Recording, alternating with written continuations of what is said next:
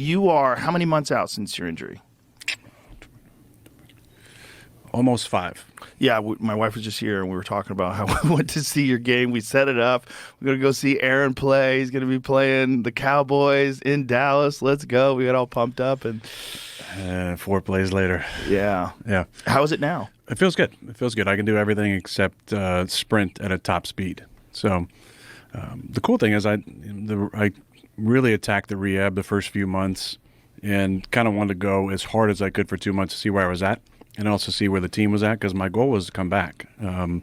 Nobody has come back really quick from that injury.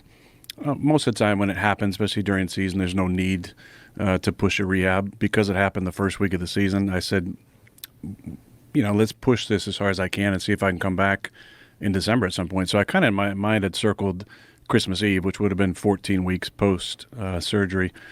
And yeah, I worked really, really hard. I had a great surgeon who did, a newer process where they kind of anchor the sutures through the tendon back into your heel.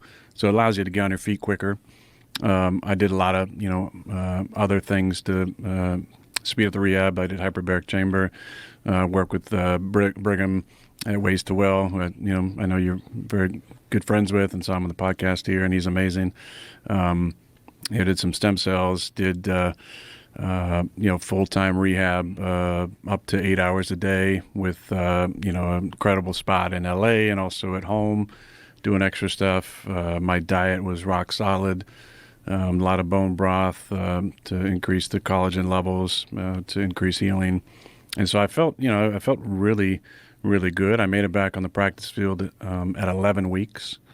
The way the NFL works with the IR, you can have a 3-week window before they got to make a decision. So they designate you to return. You have 3 weeks before you get activated. So I was hoping we'd win those 3 games. I could come back. Now, I couldn't sprint and still can't at top speed, but I felt like there's been times in my career where I played in a small circle and could have been able to be effective. That didn't happen. And so they activated me to the roster. I just got to practice, but I didn't get to play. But I feel good. I had a lot of things working against me, my age being the biggest one. But I learned a lot more about health, which I'm sure people will love to hear about. Yeah. If you follow like a Ways to Well protocol, you can pretty radically speed up recovery for injuries. And what's interesting is that there's stuff that you can do that you didn't do because it's not allowed, which is, very admirable on your part, but I would have fucking done it. I would have done everything. Let's go. I would have gone the full Conor McGregor route.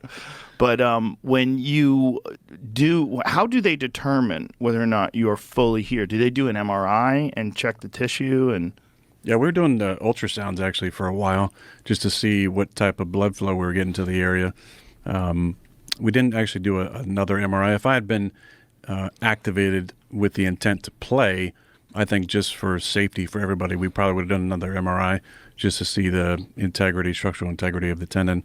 But really, it was about how I felt, and I was able to do all the quarterback stuff, move in the pocket, throw, step into my foot. I could actually, jog to slightly faster than a jog to move and throw.